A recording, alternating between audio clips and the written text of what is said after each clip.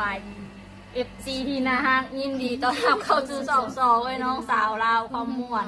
มาทุกคนมีตู้พาทุกคนมากินตำซัวนี่อยู่กบหลายเลยเอาให้ไทยมุกเป็นคนทอดลงนี้แล้วก็จะมีปลาแห้งนำเอาทอดแล้วไหมเอ้ยมีปลาแห้งมากินกับนำปลา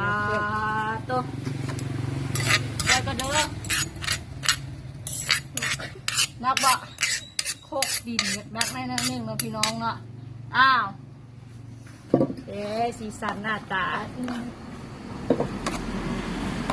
แล้วมีปลาแห้งน้ำปลาแห้งตัวสดๆนี่เลยเป็นดีแซ่บปลาแห้งแม่น้ำโขงเลยพี่น้องเด้อนี่ผักกับเขาก็จะมีตามนี้เลยนี่เด้อพี่น้องจะมีมากทั่วตัวยาวตัวปักยาวแล้วก็กะหล่ำยอดสะอมอยู่นี่นี่จะมีตามนี้แล้วก็กันโจงผักนางเลือหรือว่าผักสะพูบ่นี่กระบุมูนะนี่ก็จะมีตามนี้เลยหน้าตาอันนี้ก็จะเป็นจานห้องสำหรับเด็กๆน้อยๆอ้าวเอาว่าจานเอาอ้าวยายก้อนทุกคนเลยยายให้ได้แต่ละคนต้องเลยยายบ่วงยายจาน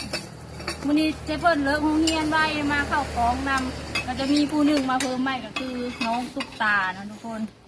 อันนี้หาน้องตุ๊กตาสบายดีพี่เลยไหมสบายดีดูสบายดีสบายดีครับอีแล้วพวกเราสบายดีว่ามะสบายดีFCเนาะอีแม่ไปตักกองเลยทุกคนเอาเริ่มลงมือกันเลยมาเด้อทุกคนเด้อมากินตำซัวกระปุ้นน้ำเดี่ยวกับตู้แล้วก็น้องไข่มุกน้องตุ๊กตาเอาเลยเริ่มลงมือกันเลยแบบนี้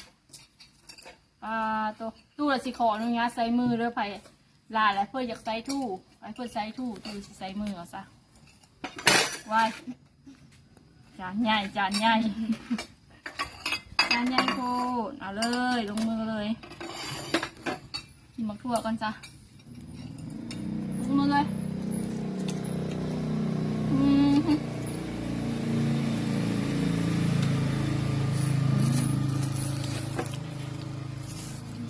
ใช้ถั่วจ้ามันจังถนัดดี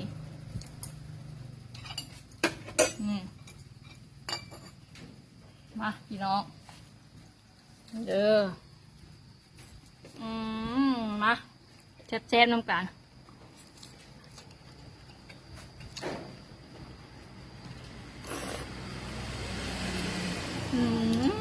แซ่บขนาดเลยดูเจนเอง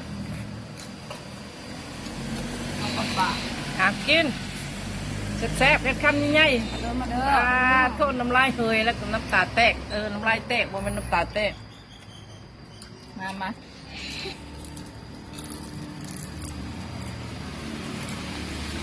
ปลาจะเป็นปลาแม่โขงทุกคน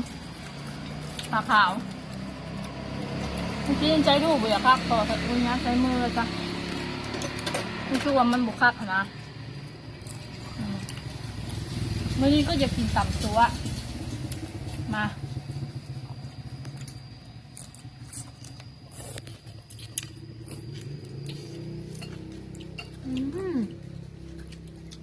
แซ่บไข่มุกกับน้องตุ๊กตาเป็นคนต่ำได้เมื่อนี้แหละครับให้หอยหน้านะ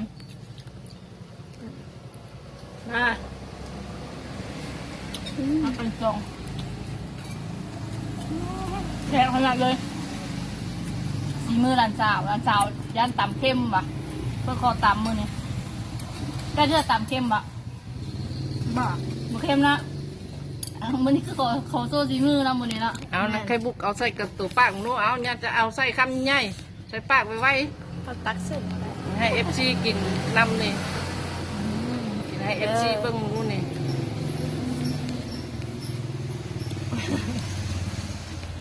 อยากเพื่อกินไอ้นะเพื่อนนอกกลมจะรุ่มเอาตุ๊กตาดูกินข้าวไม่ง่ายมึงดูน้ำตุ๊กบ่เนี่ยเอาย่ำมาพี่เอาย่ำมาใส่กองพี่ย่ำมาใส่กองตุ๊กตาเนี่ยนะให้ยกโป้แม่กินก็ได้ตุ๊กตาใส่อันบ่วงตุ๊กตาขันมันแซ่บกับนั่นนี่แหละวะขันมันแซ่บก็ได้ นกโป้เนี่ยหรอวะ โคนหอยสลี หอยสลี มีหมู่หลายคนอยู่บ่หึเขาจะพังเฮียเขาจะไปที่ไหนมาหมูบ่หมูบ่ทันแต่พอยังบ่ทันในพักเฮียทุกคนเลย น้องธิดา กินข้าวโรงเรียนอยู่ น้องธิดายังกินข้าวของเฮียนน้องธิดาบ่ได้มาน้องธิดามื้อแรงคุณเพิ่นนั่น5 โมงแรงคุณจังได้มาฮอนเฮือนน้องธิดา แบบว่าปิดเทอมช่วงนี้เป็นช่วงกันปิดเทอมอ่ะนะ ปิดเทอมแล้วก็เลยเฮียนเพิ่มเฮียนเพิ่ม เฮียนเพิ่มเป็นซัมเมอร์มาทุกคน น้องธิดา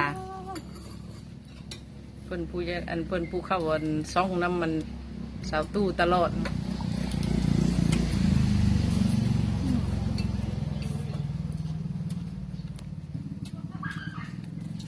ครับ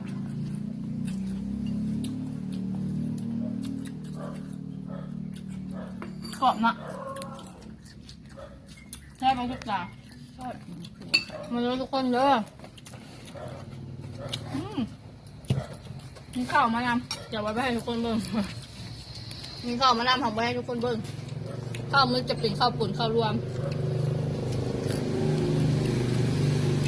ข้าวกับตับแซ่บอร่อยจัง เอ้ากระเทินแล้วก็กระเทินมาสานมาจำเลยซะเข้ามาใส่น้ำห้องท้องมันอยากเผ็ดเพราะว่าตามบทเพชรปลาบดแซ่บทุกคนแม่มันเนาะอันนี้หมึกตัว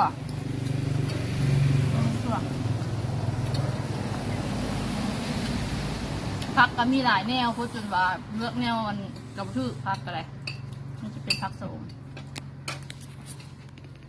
เข้ากลางนี่สะอมงามเลยอุ๊วพักอีแม่ปลูกเอง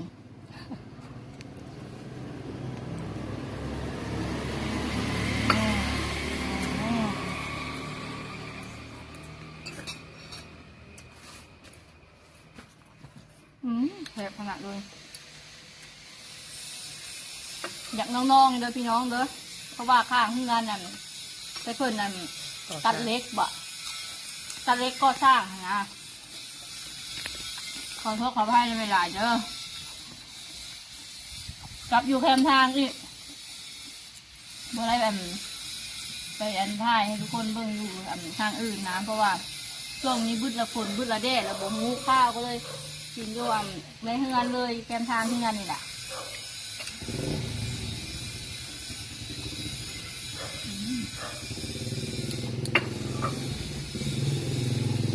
ป้าเพื่อนอาจจะได้ให้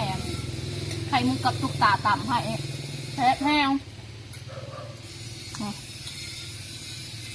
อันนี้จะเป็นใบอย่างวะใบมะกรูดใบให้กับปลาแห้งครอบกอดตู้มากเลยค่ะน้ำหอมกรอบเด้อพี่น้องเด้อ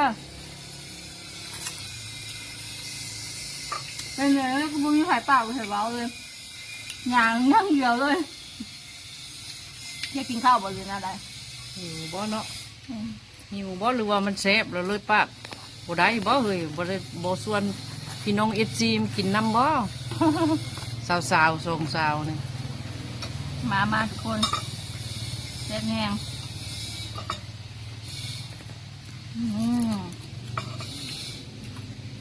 ตำใส่ลูกซีนนำเลยเนี่ย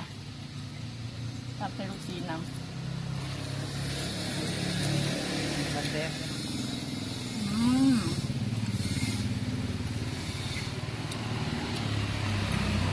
เป็นไงคนแซ่บแห้งเนาะมา แซ่บขึ้นเราออกเลย แซ่บจนว่าบ่ออกเลย ตั้งใจกินอย่างเดียวเลยนะมันแซ่บแห้งคนเราอยากวิ่งไปงานติบกิน3 คนนึงเนาะเอาวันนี้ฮะตู้ซีได้ขอปิดคลิปกันเด้อทุกคนเด้อแต่ก่อนที่จากกันไปกะขอขอบใจนำทุกคนที่เข้ามาติดตามรับชมสองไอ้น้องสาวเราวคำม่วนถ้าว่าคลิปนี้เสียงนะคะพาบุชัดเจนขอโทษขออภัยนั่นไม่หลายแล้วก็อย่าลืมเข้าไปกดไลค์กดแชร์เพื่อเป็นกำลังใจให้